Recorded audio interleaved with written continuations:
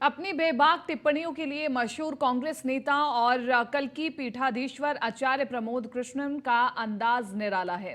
आचार्य जी party line से हटकर भी अपनी बात प्रमुखता से रखते हैं। जिनका काम उनको भाता है, चाहे वो विपक्ष में ही क्यों ना हो, उनकी खुले मन से प्रशंसा भी करते हैं। उनसे खास बातचीत की है न्यूज डायरेक्टर कपिल त्यागी जी ने। आइए आपको सुनवाते हैं। तमाम लोग अपने अलग अलग अंदाज से चर्चाओं में रहते हैं, लेकिन आचार्य प्रमोद कृष्णम का स्टाइल अलग है। आज हम बात कर रहे हैं आचार्य प्रमोद कृष्णम की, और मैं व्यक्तिगत तौर पे ये काफ़ी समय से जानना चाहता हूँ कि आचार्य प्रमोद कृष्णम आखिर हैं क्या, वो चर्चा में रहते क्यों हैं, वो धर्मगुरु हैं, वो राजनेता हैं, या वो राजनीतिक सलाहकार हैं। वो कभी कुमार विश्वास के साथ दिखाई देते हैं, कभी वो आम आदमी पार्टी के साथ दिखाई देते हैं। आज वो मोदी की प्रशंसा करते भी दिखाई दिए। जिस पार्टी में वो राजनीति करते हैं, उस पार्टी के शीर्ष नेताओं की भी वो सोशल प्लेटफॉर्म पे आकर सार्वजनिक आलोचना कर देते हैं। तो देश के तमाम लोग ये जानना चाहते हैं कि आचार्य प्रमोद कृष्णम क्या करना चाहते हैं और आखिर हैं क्या। आज हमारे साथ बातचीत करने के लिए आचार्य जी खुद मौजूद हैं। मैं आचार्य जी से जानना चाहता हूं कि आचार्य जी, जो मेरे सवाल है, मेरे खुद के व्यक्तिगत सवाल हैं, हो सकता है बहुत सारे दर्शकों को भी यही सवाल हो, क्या कहना चाहेंगे इस पे आचार्य जी? पहली बात तो कपिल जी ये है कि आपका बहुत बहुत धन्यवाद कि रूट से हटके, लाइन से हटके, लीक से हटके आपने मुझसे सवाल किया। मैं इतना ही कहना चाहूँगा कि हर व्यक्ति के अंदर कई व्यक्ति होते हैं, हर आदमी में कई आदमी होते हैं। जैसे डॉक्टर राजनीति में जब आता तो वो डॉक्टरी नहीं छोड़ देता, इंजीनियर जब राजनीति में आता तो वो इंजीनियर नहीं रहता, ऐसा नहीं है।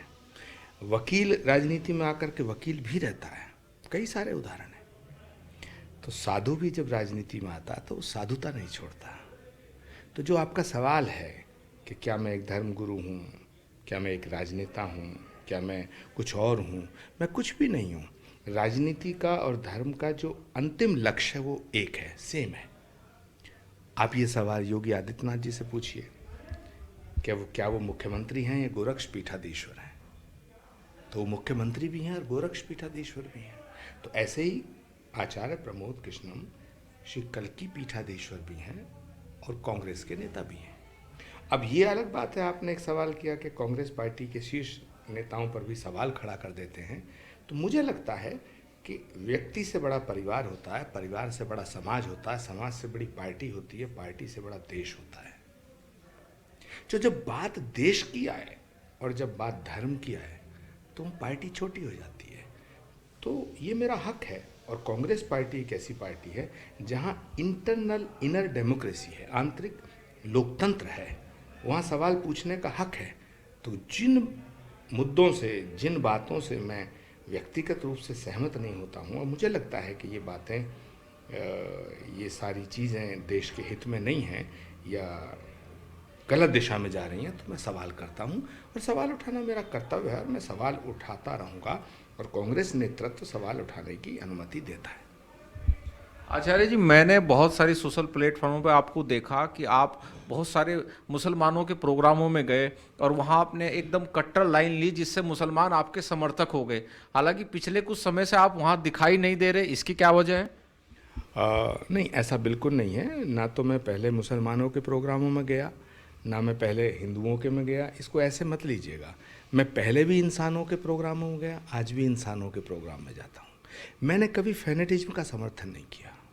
मैं ऐसा मानता हूँ कि किसी भी तरह का फैनेटिज्म, चाहे वो धर्म के नाम पे हो, चाहे वो भाषा के नाम पे हो, चाहे वो क्षेत्र के नाम पे हो, चाहे वो जाति के नाम पे हो, वो देश के लिए ख़तरा है। जिनको आप कहते हैं कि मैं मुसलमानों के प्रोग्रामों में गया, हाँ, मैं कई जमीयत उलेमा हिंद के, मिली काउंसिल के, all India Muslim personal law board के प्रोग्राम्स ऑर्गेनाइज जो किए जाते हैं नेशनल इंटीग्रेशन को लेके, हिंदू मुस्लिम एकता को लेके, मैं उनमें बहुतों में गया हूँ। मैं आज भी जाता हूँ और मैं कल भी जाऊँगा। ऐसे ही मैं एक हिंदू धर्मगुरु हूँ, लेकिन मैं मुसलमानों को गाली देने को हिंदू धर्म नहीं समझता।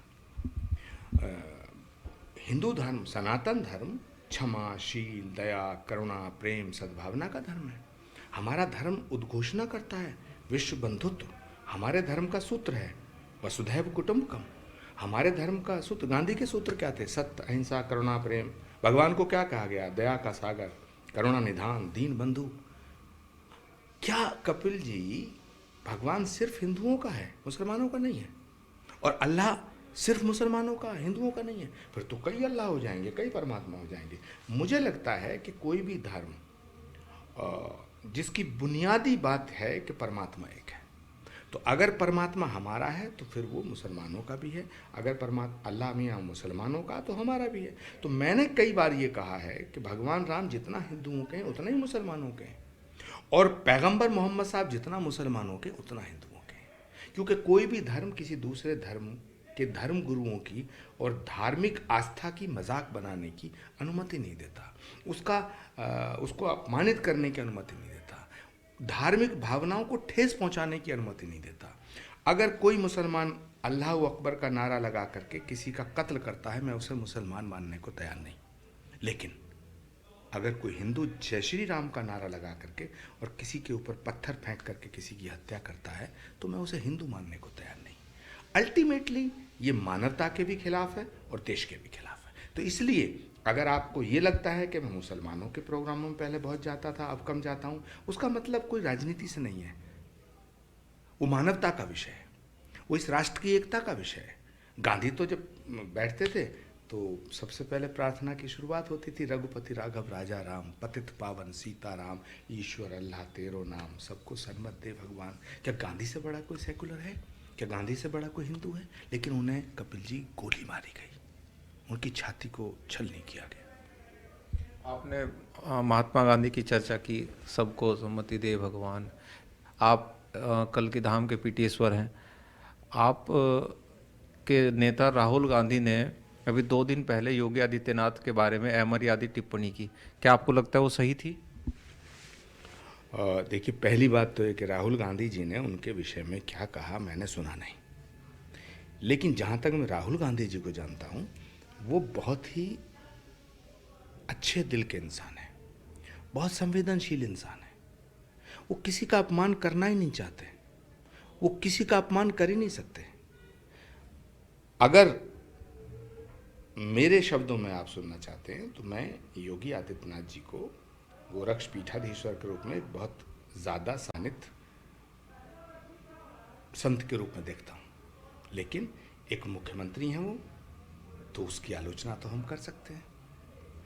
और मैं सभी संत महात्माओं से कहना चाहता हूँ कि राष्ट्र में घट रही घटनाओं पर अपने विचार जरूर दें। राजनीति माना धर्म के खिलाफ नहीं है। राजनीति धर्म से जब विमुख होती है तो गलत है।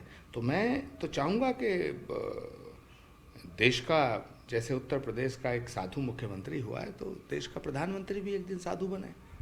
आखिरी सवाल आचार्य जी, आपकी पार्टी के राष्ट्रीय अध्यक्ष खड़गे जी कहाँ हैं? न भारत जोड़ो यात्रा में दिखाई दे रहे हैं, न पार्टी में उनको कोई महत्व दे रहा है। लोग इस तरह की चर्चा कर रहे हैं कि स्टैम्प के रूप में उनको बना दिया गया, भारत जोड़ो यात्रा में कहीं दिखाई नहीं दिए, फिर बनाया क्यों उनको? देखिए, भगवान श्री राम को जब वनवास हुआ तो लंकापति रावण और लंका को जब जीता, जब रावण तो बहुत शक्तिशाली था, लेकिन जब लंका पर आक्रमण किया भगवान श्री राम ने, तो आदिवासी, वनवासी, गिरवासी, भील, बानर सबको साथ लेके किया। और जिस तरह राहुल गांधी जी ने भारत जोड़ो यात्रा की है, तो सबकी अपनी अपनी भूमिका है। कोई इसमें नल नील है, कोई इसमें जामवंत है, कोई हनुमान जी की भूमिका में है, कोई अंगद की भूमिका में है, कोई सुग्रीव की भूमिका में है, कोई शबरी की भूमिका में है, कोई जटायु की भूमिका में है। अंततोगत्वा लंका फतेह तो करनी है। और मुझे लगता है कि खड़गे जी शबरी के वंशज हैं। शबरी के वंशज जिसके साथ हैं, विजय उनकी एक दिन जरूर होगी। आचार्य प्रमोद कृष्णम से बातों में जीतना बहुत मुश्किल है। देश के एक बड़े प्रवक्ता ने मुझे कहा कि अगर मैं डिबेट में किसी के साथ अनकंफर्टेबल हो जाता हूं तो वो आचार्य प्रमोद कृष्णम है। आज उसी तरीके से मेरे सवालों का जवाब दिया आचार्य प्रमोद कृष्णम ने, और मैं आचार्य जी का धन्यवाद करता हूं। न्यूज़ 1 इंडिया से कपिल त्यागी के साथ कैमरामैन अतुल।